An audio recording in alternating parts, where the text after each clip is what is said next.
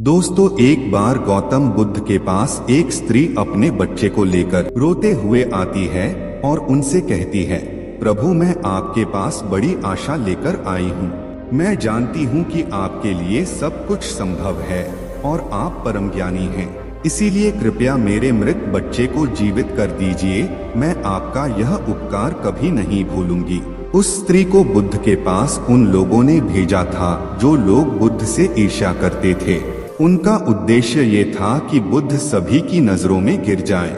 उस स्त्री के पुत्र की मृत्यु वास्तव में हुई थी, परंतु वह नहीं जानती थी कि उसका और उसके मृत पुत्र का इस्तेमाल बुद्ध को नीचा दिखाने के लिए किया जा रहा है।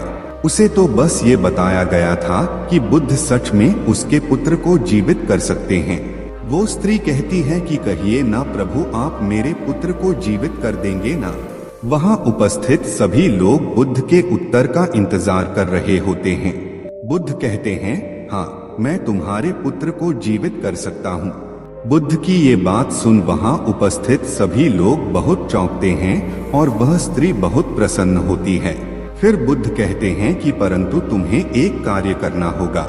वह स्त्री पूछती है, क्या कार्य करना होगा मुझे प्रभु? बुद्ध कहते हैं कि तुम्हें एक मुट्ठी सरसों के दाने लाने होंगे। वो स्त्री कहती है, मैं अभी लेकर आती हूँ प्रभु। बुद्ध कहते हैं, परंतु ध्यान रहे कि दाने ऐसे घर से लाने हैं जिस घर में कभी किसी की भी मृत्यु ना हुई हो। वह स्त्री उसी क्षण सरसों के दाने लेने के लिए अपने गांव में चली जाती है। वह अपने गांव के हर घर में जाकर पूछती है। उसे सरसों के दाने तो हर घर में मिलते हैं, परंतु उसे ऐसा कोई घर नहीं मिलता जिसमें आज तक कभी किसी की भी मृत्यु ना हुई हो। फिर वह स्त्री समझ जाती है कि मृत्यु जीवन का एक ऐसा सत्य है जिसे कोई नहीं बदल सकता।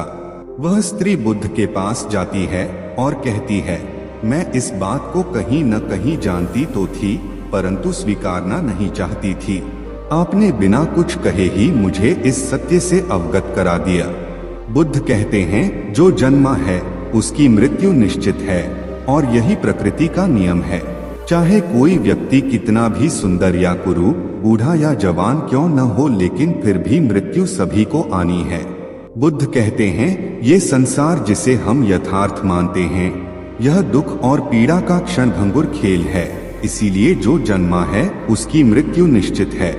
दोस्तों, यह कहानी आपको कैसी लगी और इस कहानी से आपको क्या सीखने को मिला, ये हमें नीचे कमेंट बॉक्स में कमेंट करके जरूर बताएं और साथ ही इस कहानी को अपने दोस्तों के साथ अवश्य शेयर कीजिए।